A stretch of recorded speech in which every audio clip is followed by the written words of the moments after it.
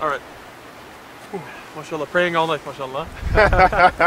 Advice to new Muslims. Assalamu alaikum again, Talib. It's nice to Assalam. see you again, man, today. Same place, same time, part 2. And right now we're going to talk about, well, me and you are both, converts to Islam, or revert to Islam. What we were born with, belief in one God. We came back to that later on in our life.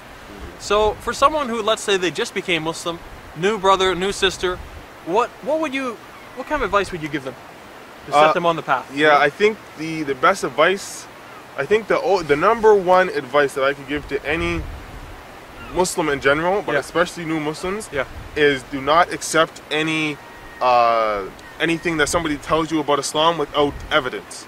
So that's a very good point. This is crucial because you have a lot of people when you're a new Muslim. They have good intentions and everybody wants to share in the reward. They want to teach you something Everyone about wants Islam. a piece of the pie, man. Everyone wants a comes piece of the along, pie. Man. Exactly. Sure. They want to share something with you. They want to teach you something. Yeah. But a lot of people who were born Muslim, they grow up. They learned about Islam in their schools if they come from a Muslim country. They were raised in a Muslim country, or they learned from their parents. Yeah. And you would actually think that this is an advantage, but in reality, it's a detriment because they just kind of, as a kid, obviously you hear people telling you, older people, you hear people of authority telling you about your religion, about that's Islam. the thing. When they get 20 years old and they're like, you should pray like this. Why should I pray like this? Well, my dad told me, right? Whether it's right or wrong, man, mom and dad told me, I'm going to do it, right? Exactly. So when they hear about these things from their parents or in school, they don't question it, of course, because they're kids. So they soak it all up, take it all in, and whether the information is correct or not, and then they pass that on to other people.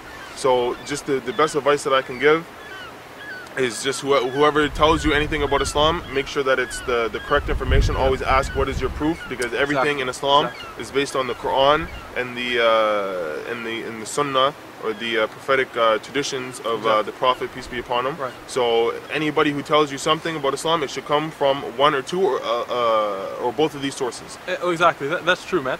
And just to add a bit on that, of course, right? And that's the same thing. I mean, you ask, why are you doing this? And this is what my dad did and stuff. And this is the thing we don't really want in Islam. What we want are people who understand the evidence and they apply it. Or they understand the ruling and they can apply it to different situations. It's not just, okay, I know a rule in Islam, I'm going to do that. Something new comes along, oh no, I can't figure it out because it requires me to think, right? Islam is not a religion you just blindly accept things for no reason without any evidence.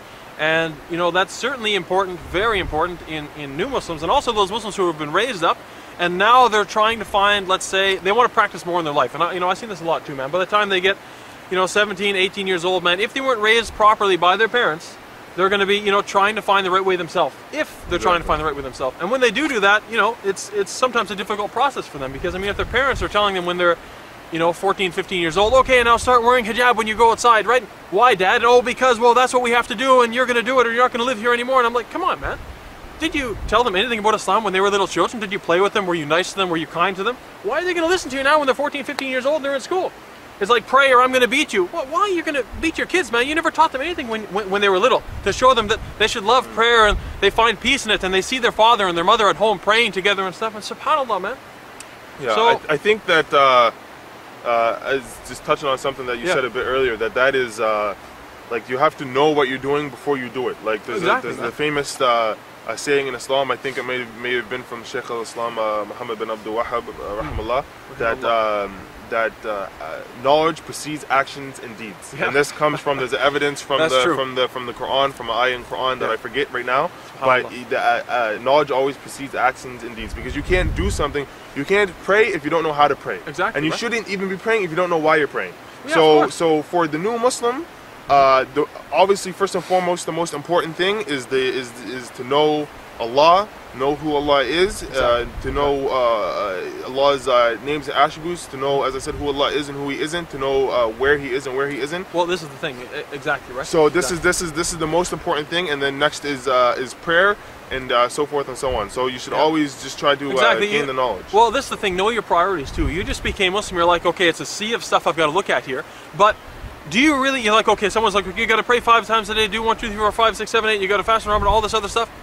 you know, first understand the basic creed of Islam and proper aqidah, the proper creed of Islam. Know that, you know, there is no one to worship except Allah, and that Muhammad is his final messenger and prophet. And now, you know, there are some Christians that are like, okay, well, we know Jesus is the prophet, but we make fun of him. As Muslims, if we make fun of the Prophet Muhammad, or any prophet for that matter, it's basically tantamount to disbelief. It's the same as disbelieving. Because this is the one who Allah sent, who God sent to guide us to the truth. And we're going to make fun of this person? How is that? How is that, right? So we got to be serious about religion. We got to be serious about really finding our way, because there are some people who convert to Islam, they become Muslim, you know, and they like to hang around guys or girls because they're close to their friends. But after that, you say, okay, brother, okay, sister, let's go to this session of knowledge. You know, the sheikh or the woman professor's teaching a lesson about, you know, Allah, and who Allah is, and why we should worship Him, and how we find peace in our heart, and how we get rid of this, you know, hypocrisy in our heart, or how we get rid of diseases in our heart that, you know, when I leave Talib, I start talking about him behind his back. Why? Because, you know, I've got some problem with my heart, in my faith, right? So, you know, we should always try and go with, you know, into circles of learning, using, with the professors giving authentic evidence, giving the Quran, the Sunnah, and the proofs, you know? And alhamdulillah, man, this is a, you know, a very basic thing. We wanted to tell new Muslims this stuff, and if you're anything else you wanted to add, Talib, yeah, I just wanted to elaborate one more thing, like you're saying, going to the circles of learning and knowledge, exactly, with the mashayikh. Yeah. This is something also for a new Muslim, because one of the advantages or benefits that somebody who was born a Muslim, raised a Muslim, I should say, has over somebody who reverted to Islam, is that they do have a basis of knowledge to start with, whether it's good or not. So as a new Muslim, you don't know, you know, you barely know anything at all. They always say that nobody accepts Islam without knowing something about Tawheed, about the oneness of God, the oneness of Allah. Exactly. So nobody in general, nobody accepts Islam thinking some of these fundamental misconceptions. Most people they know at least something. Exactly. They know at least something about Tawheed. So the new Muslims should start there and build their knowledge, and you really have to be active and go seek knowledge and find somebody who's trustworthy, find somebody who's a practicing Muslim, and ask them, of course, as I said, always, no matter who they are, ask them for their evidence, and you have to have kind of a game plan, because there's so many areas of Islam. Islam is deep, mashallah, like the ocean behind us. It's deep in that. You can spend your whole life studying Islam. You can spend your whole life studying the Quran itself, getting a PhD in the Quran, and you're never going to unlock all its mysteries or secrets or treasures. Exactly. So the same thing for Islam. So any new Muslim, I think they need to have a game plan to learning about Islam, because there's so many areas they have to learn about Aqidah, about fiqh, about basic creed, about the laws. Exactly, about all these things. So they need to study the Quran, they need to study the hadith, they need to study all these things. So you need to really try to be well-rounded in That's true, man. knowledge. And just before we close here, good company. Set yourself up with some good practicing brothers and sisters. If you're a new sister and you start hanging around brothers who are smoking and drinking and they're hanging around women and stuff, forget it. Leave them immediately as soon as you can, because they're going to mess you up. Same with the brothers. You're around going with these guys who are going to parties, they hardly pray. You know, just back up, man. Don't hang around these people. They're not going to benefit you in your life. For sure. Guaranteed, man. And if you're a new Muslim, man, you know, you got a wife, you got kids, treat them as best as you can, man. Because people nowadays, they look at Muslims, okay, you know, so-and-so is a terrorist, so-and-so is an extremist, so-and-so is someone who's bad.